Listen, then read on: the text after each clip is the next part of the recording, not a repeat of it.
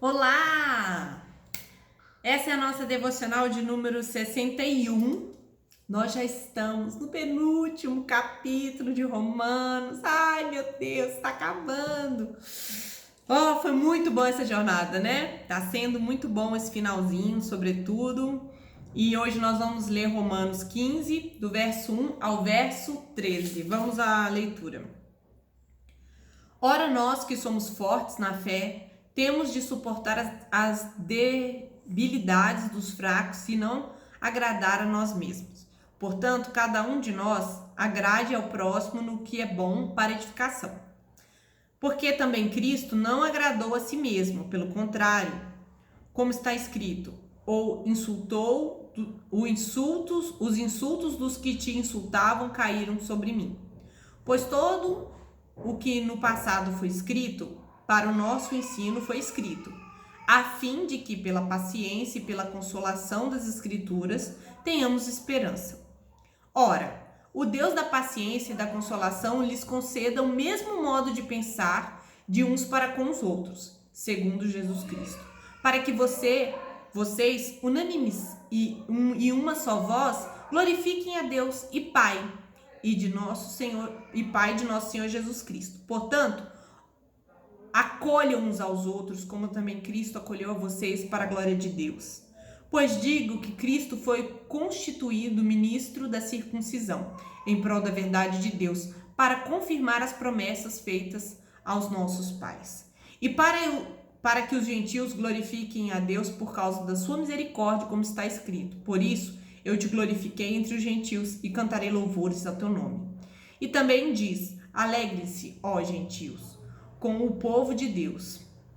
E ainda, louvem o Senhor, todos vocês gentios, e todos os povos o louvem. Também Isaías diz, virá a raiz de Jessé, aquele que se levanta para governar os gentios, os gentios nele, os gentios esperarão.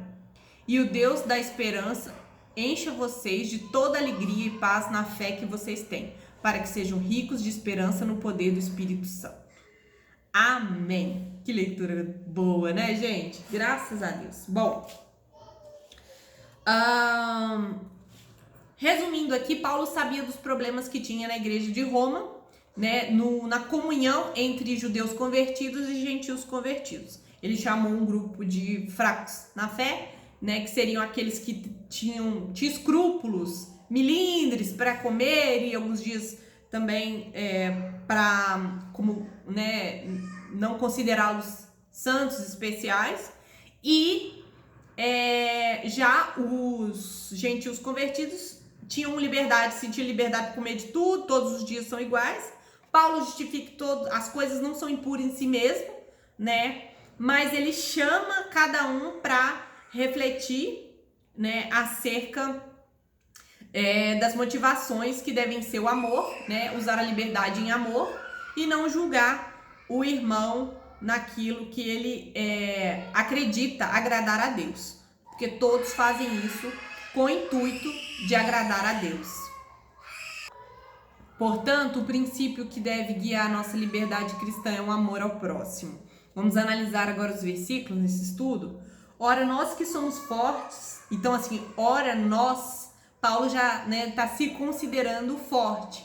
Lembrando que Paulo é um judeu extremamente zeloso da lei, do cumprimento da lei. E ele se sente forte porque nessas coisas já não o limitam, ele não se sente mal de comer as coisas que um judeu antes não comia, da questão do calendário. Então, ele se considera dos fortes, né? Ele já está se identificando como parte dos fortes na fé.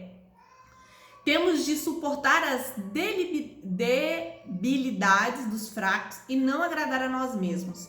Esse suportar que Paulo está falando aqui é de ser suporte mesmo, né? É de ajudar esses irmãos, né? Vamos dizer assim, de alguma maneira, carregando esses irmãos na fé enquanto sua fraqueza, né, não é resolvida, tratada, né?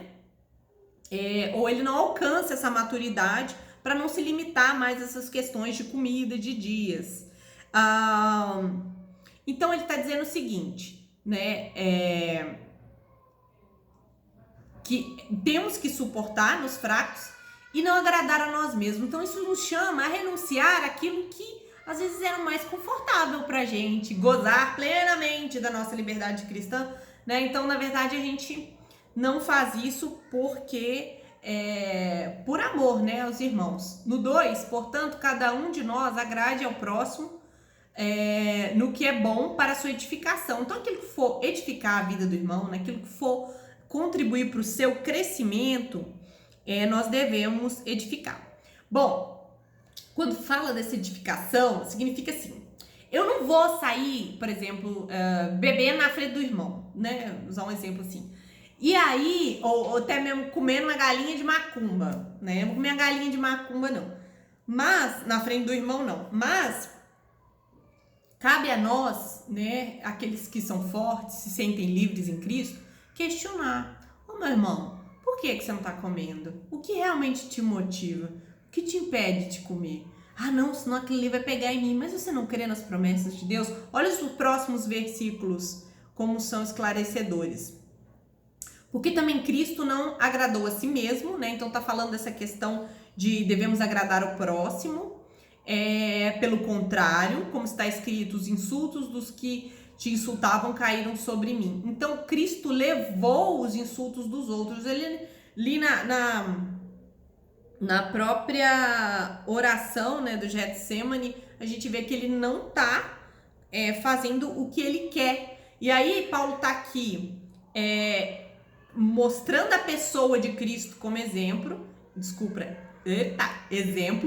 mas ele tá citando as escrituras. Então ele argumenta, cita Cristo e cita as escrituras como evidência. E aqui ele está citando o Salmo 69, 9. Eu não vou ler aqui por causa do tempo, mas pode conferir que ele está citando isso. E aí o 4, pois tudo que no passado foi escrito, quer dizer, nós estamos lendo Salmos. E quando estamos lendo Salmos, para nosso ensino foi escrito. Não só de quem viveu na antiga aliança, mas a lei, os profetas, os Salmos são para nosso ensinamento. Ele está falando aqui a importância das escrituras. E por que Deus deixou a sua revelação escrita?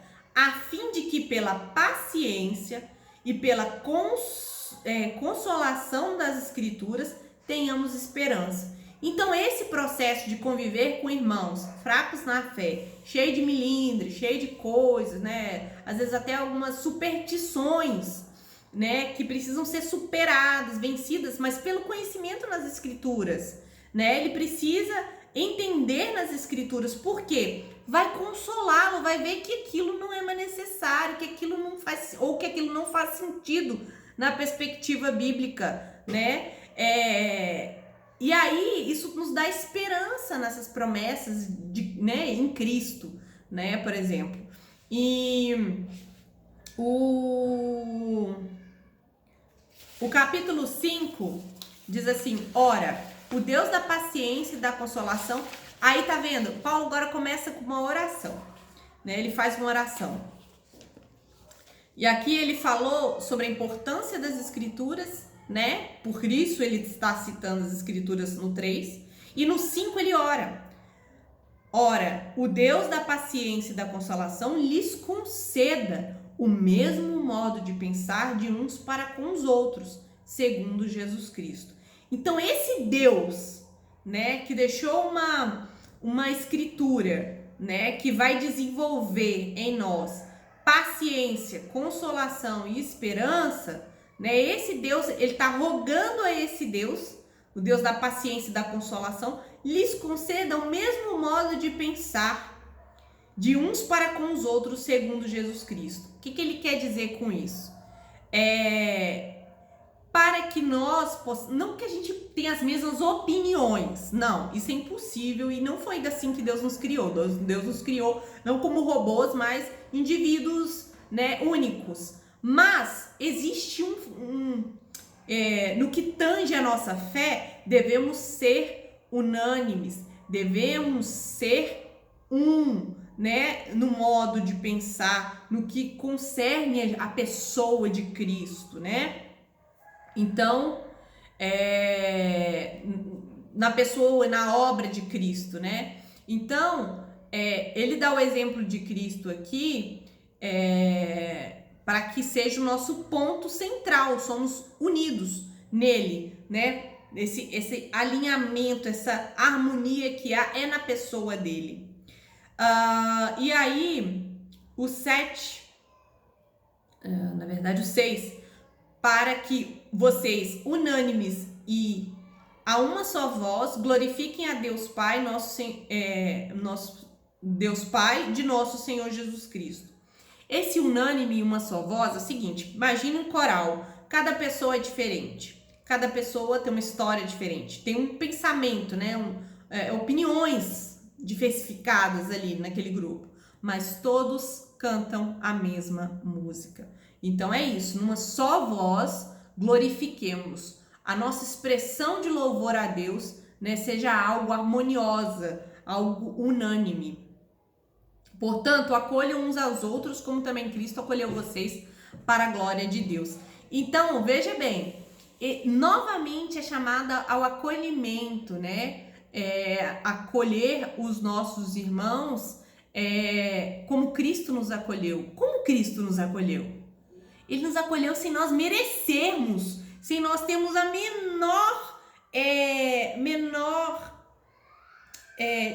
é que eu posso dizer? Menor interesse, sabe? Ou menor esforço, mérito. Ele nos acolheu, ele nos chamou. Então, assim, ele nos recebeu como éramos, né? É ele quem nos sustenta, que nos ajuda a crescer. Então, nós devemos acolher os nossos irmãos como Cristo, sem reservas, né? Sem limitações, sem ponderações. E somos chamados a acolher os irmãos dessa maneira. E o 8, pois digo que Cristo foi constituído ministro da circuncisão. Esse versículo 8, ele é um consolo para o judeu, porque o judeu, de repente, a essa altura tá, mas você tá me tratando igual você trata um gentil, né? E a gente tá aí, ó, tem uma história dos nossos antepassados com Deus, e o gentil não, vai conhecer Deus agora, né?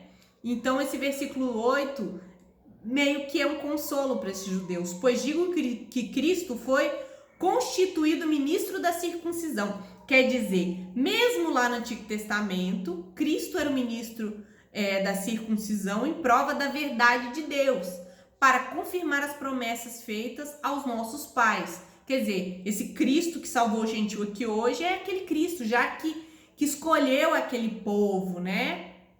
Lá atrás, aquele Israel espiritual que cuidou, né, que chamou para si. Então, é um consolo para os judeus ali.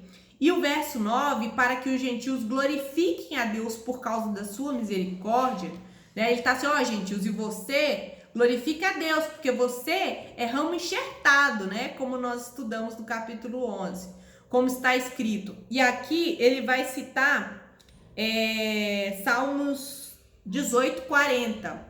Está escrito assim: por isso eu te glorificarei entre os gentios e cantarei louvores ao teu nome. Então os profetas já... Aliás, isso aqui é um salmo, né? E, se não me engano, um salmo messiânico. E aí já está falando do recebimento, né, dos gentios ao povo de Deus, né? Aqui nesse salmo... Aliás, aqui no verso 10 está sendo citado Deuteronômio 32:43. O Salmo 18:40 é o que é citado no verso 9. No verso 11 está sendo citado o Salmo 117, o verso 12, Isaías 11:10. E no 13, Paulo vai concluir, né? Eu vou ler esse 11, 12 e 13 aqui em Romanos. E ainda, aliás, o 10, e também diz, alegrem-se, ó gentios, como o povo de Deus. 11, e ainda, louvem ao Senhor todos vocês, gentios, e todos os povos o louvem. E 12, também Isaías diz, virá a raiz de Jessé, aquele que se levanta para governar os gentios, nele os gentios esperarão. Então ele está falando que já há um plano para os gentios lá no Antigo Testamento, né, para salvação. E no 13 é a oração de novo, né? Tem a mesma estrutura, né? Ele expõe um argumento, ele dá o exemplo de Cristo, ele argumenta, ele apresenta como evidência as escrituras, né?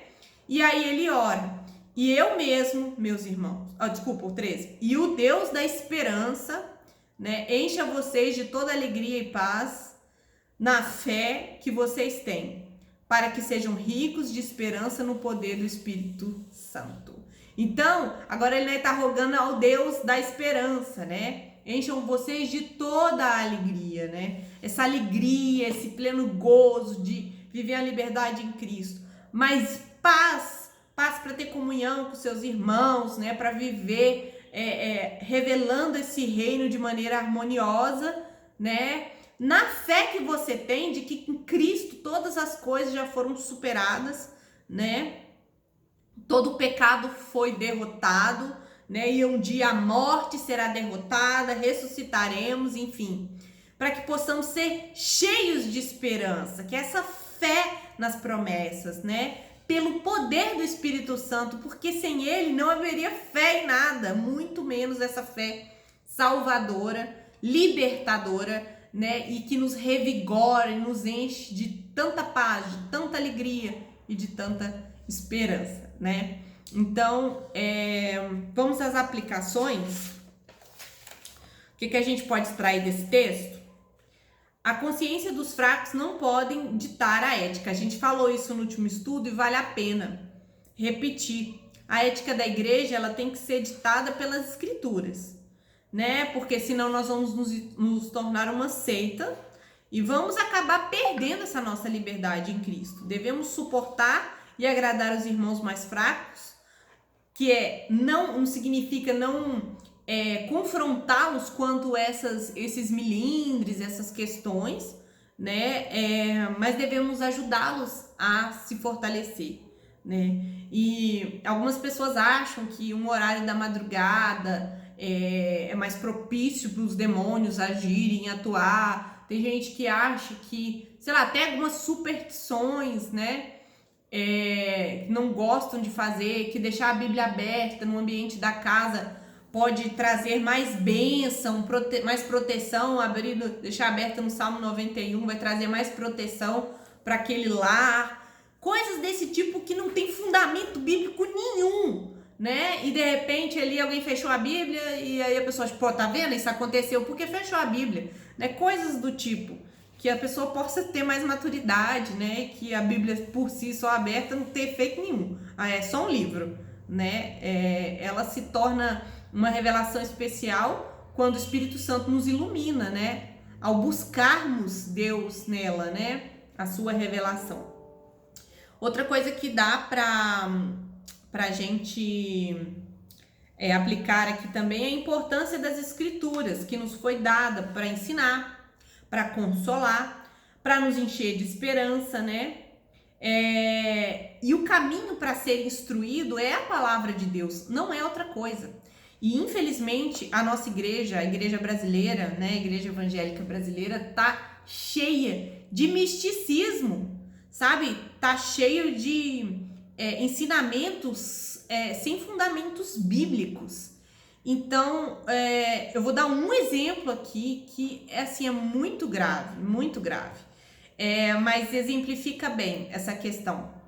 Às vezes a gente acha que, pelo que é pregado nas mídias, sobretudo, que nós somos muito valiosos porque custou o sangue de Cristo para nos salvar. E é isso que é propagado, né? E as pessoas falam disso. Mas, na verdade, o que é precioso, valioso, é o sangue de Cristo.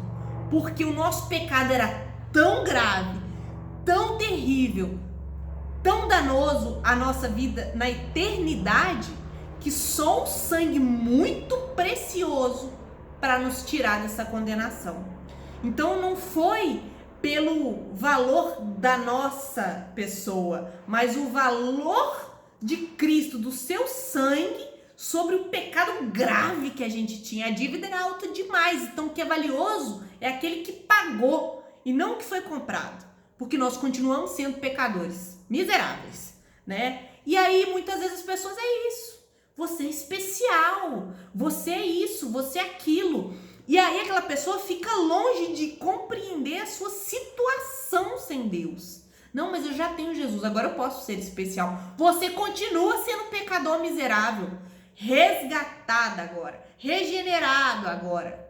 E você que está de pé, cuide para não cair. É assim a realidade dos redimidos. Não há mérito nenhum em nós, mesmo depois de redimidos. Não há. É pela graça e ponto. Então, esse tipo de coisa tá trazendo junto consigo muita coisa. Você tem um coração bom, você tem uma boa intenção. Ontem mesmo eu ouvi falar que Deus deu um filho a Ana porque Ana tinha um bom coração. Deus deu um filho a Ana porque ele é soberano e ele quis dar. Não é mérito de Ana ter tido Samuel e os demais filhos, mas é mérito de Deus por ser misericordioso, que ele não tinha obrigação nenhuma de dar um filho para aquela mulher infértil. Nenhuma. O que era justo para Ana era o inferno e a condenação. Deus já deu um Messias para ele. Não tem mais nada. Nada que ela precisasse essencialmente. Nós precisamos é da salvação. Todo o resto é demais coisas. E Deus nos acrescenta conforme a sua soberana vontade. Bom, e outra coisa que dá para a gente extrair desse texto qual o propósito de usar nossa liberdade cristã? Não, porque agora eu posso usar calça, eu posso cortar cabelo, pintar cabelo, fazer sobrancelha, tô até precisando, mas assim, eu posso fazer o que quiser, né? Então, assim, pra quê? Pra você poder mostrar pra irmã que ainda não se sente livre pra fazer isso? Que se ela usar uma calça, ela não usa só saia porque ela se sente bem, ela acha que fica bem nela, porque ela gosta, mas porque ela acha que se ela usar calça, ela tá pecando. Ela não entendeu as escrituras ainda. Você vai usar só pra mostrar pra ela? Entende? Então, assim, a gente tem que saber usar bem essa liberdade cristã. Não pra ser pedra de tropeço. Você não vai deixar de usar calça por causa daquela irmã, mas talvez você precise ajudá-la a entender o porquê você usa calça. Né? Aqueles que ainda não têm restrição quanto ao comer, né, sangue, carne de porco, etc., eles precisam entender como se portar diante desses irmãos. Então, se você for uma festa, você não se sente, não tem nenhuma, você se sente livre para tomar uma bebida alcoólica, pense nos irmãos que estão lá. E que, lembra, pense se essa decisão sua não vai gerar falatório, pense se essa decisão sua não vai enfraquecer a fé de outros, é importante, e pense se o reino de Deus não vai ser limitado a esse tipo de discussão. Aqueles que são ímpios que estão lá vão ver o quê? A gente focando o evangelho. O que é evangelho? Esse tipo de discussão? Né? De repente, até para o não crente ali, o crente bebendo seja algo que, sei lá, de alguma maneira não contribua para a propagação do evangelho, né? Guarde suas opiniões no seu particular. Usufrua dessa liberdade cristã no seu particular, entendeu? Pense nos irmãos, ame os irmãos, né? Que possam se enfraquecer, possam vir a pecar pelas suas atitudes. E o foco é esse, termos comunhão, sabermos conviver, né? Com as opiniões diferentes, de maneira a usar bem a nossa liberdade. Vamos orar? Senhor, nós te agradecemos porque nós devemos agradar ao próximo, entendemos isso, Senhor, que há um papel muito importante na nossa vida em fazer as coisas para edificar a vida dos nossos irmãos, para abençoá-los e, ó Deus, levar o teu reino de maneira honrosa, de maneira amorosa, Deus, que possamos aprender a utilizar isso, porque o Senhor é Salvador e suficiente nas nossas vidas e o Senhor nos acolheu sem nós merecermos e que possamos aprender a fazer isso com os nossos irmãos também. Em nome de Jesus. Amém.